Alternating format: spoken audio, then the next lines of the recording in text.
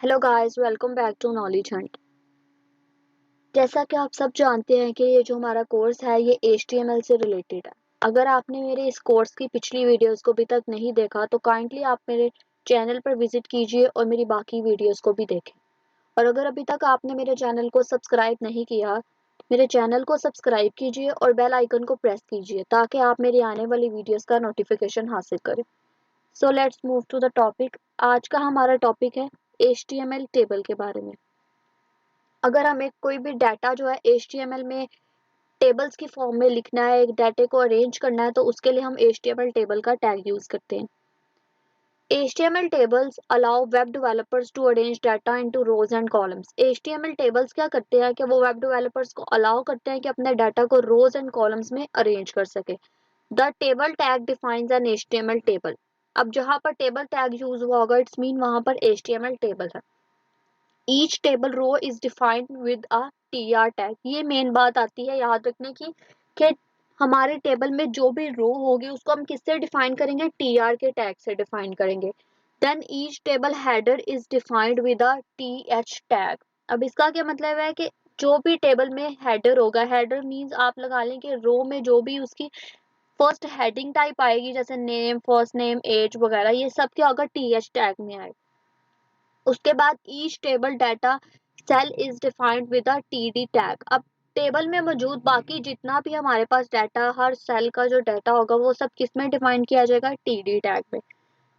ये आपको समझ आ गया होगा कि TR टैग जो है वो रो के लिए होता है, हर रो के लिए होता है। और उसके बाद TH टैग जो है वो हमारे पास टेबल हेडर के लिए होता है और TD टैग हमारे पास डाटा सेल, हर डाटा सेल को टेबल में जो है वो डिफाइन करता है। By default the text in TH elements are bold and centred. अब देखें, बाय डिफॉल्ट जो TH टैग में हमारे पास एलिमेंट्स होते हैं वो बोल्ड और सेंटर्ड होते हैं। जैसा कि आपको TH टैग का मैंने पहले ही बताया, वो किस लिए यूज होता है, टेबल हेडर के लिए यूज होता है। तो उसका बाय डिफॉल्ट क्या होता है कि एलिमेंट्स जो है बोल्ड होते हैं और सेंटर्ड होते हैं। By default the text in TD elements are regular and left align. अब जैसे कि TD एलिमेंट्स में हमारा सारा जो है वो डाटा होता है TD सेल्स में, तो उसमें हम लोग क्या करते हैं कि उसमें जो भी बाय डिफॉल्ट हमारा एलिमेंट्स हम लिखते हैं वो सब क्या होते हैं, रेगुलर साइज में होते हैं और उसके अलावा लेफ्ट अलाइन होते हैं। अब अब हम चलते हैं अपने एडिटर की तरफ और जाके इसकी एग्जांपल को देखते हैं ताकि हमें अच्छे से आइडिया हो सके कि हम HTML में टेबल्स को कैसे बना सकते हैं। So let's move to the editor. हम अपने एडिटर पर आ चुके हैं विच इज सबलाइम टेक्स्ट। अब हमने यहाँ पर एक ओपन किया फाइल, यहाँ पर हम इसको सेव करते हैं, Ctrl+S प्रेस करेंगे तो यहाँ पर हमारे पास ऑप्शन आ जाएंगे। यहाँ पर हमने पहले भी अपनी फाइल्स को, आपको नजर आ रहा होगा कि हमने सेव की हुई है। अब इसको हम एक नाम दे देंगे HTML टेबल का, ताकि हमारे भी माइंड में रहे कि हमने किसके नाम से सेव की थी। देन इसकी एक्सटेंशन को हम HTML कर देते हैं। ओके, यहाँ पर एक HTML की फाइल जो है वो सेव हो चुकी है। यहाँ पर हम लिखेंगे HTML, तो हमारे पास उसका पूरा जो है स्ट्रक्चर आ जाएगा। जैसे डॉक टाइप आ गई, HTML हेड, सब कुछ आ गया। अब टाइटल में हम लिख देते हैं HTML टेबल, इसको हम सेव कर देते हैं। देन हमारा जो भी टेक्स्ट हमें शो होगा हमारे ब्राउजर पर, उसको हमने लिखना है अपने बॉडी टैग में। यहाँ पर सबसे पहले जो है हम लोग एक हेडिंग दे देते हैं H1 के नाम से, उसमें हम लिख देते हैं HTML टेबल ताकि हमें आइडिया हो जाए।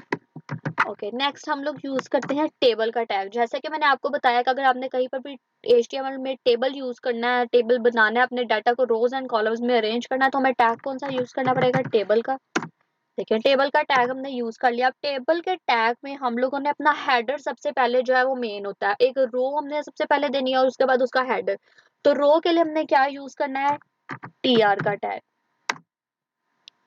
रो बन गई हमारी एक। अब एक रो बन गई है, अब रो में हम लोगों ने TH के टैग में जो है अपना टेबल का हेडर को डिफाइन करना। अब TH का टैग हमने यूज किया, यहाँ पर हम लिखेंगे, सबसे पहले हमने लिखना है फर्स्ट नेम।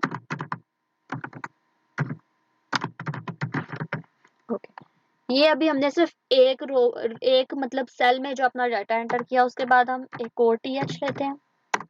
यहाँ पर हम लिखेंगे लास्ट नेम।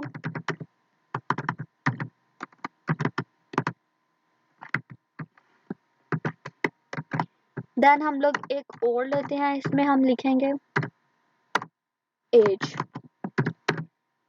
अब आपको समझ आ गया होगा कि हमने यहाँ पर सबसे पहले एक tr का टैग लिया है, इसमें हमारे पास रो बनी है, एक रो बन गई, रो में हम लोगों ने 3 जो है ये कॉलम्स एक किस्म के बनाया है। th टैग किस लिए यूज होता है, ये हमारे टेबल हेडर के लिए होता है, ठीक है। ओके, अब हम लोगों ने जो है एक रो बना ली है, उसमें हम लोगों ने फर्स्ट नेम, लास्ट नेम और एज जो है वो एज अ टेबल हेडर जो है उसको लिख लिया। उसके बाद हम लोग एक और रो बनाते हैं। ओके, इसमें हम अब यूज करेंगे td का टैग। td का टैग जैसा कि मैंने आपको पहले ही बताया, वो किस लिए यूज होता है, वो टेबल में कोई भी हमारा कोई हर जो सेल होता है टेबल का उसको वो शो करता है, उसको डिफाइन करता है। तो अब जैसे कि फर्स्ट नेम है तो उसका जो भी डाटा हम लोगों ने एंटर करना होगा वो हम td के टैग में करेंगे।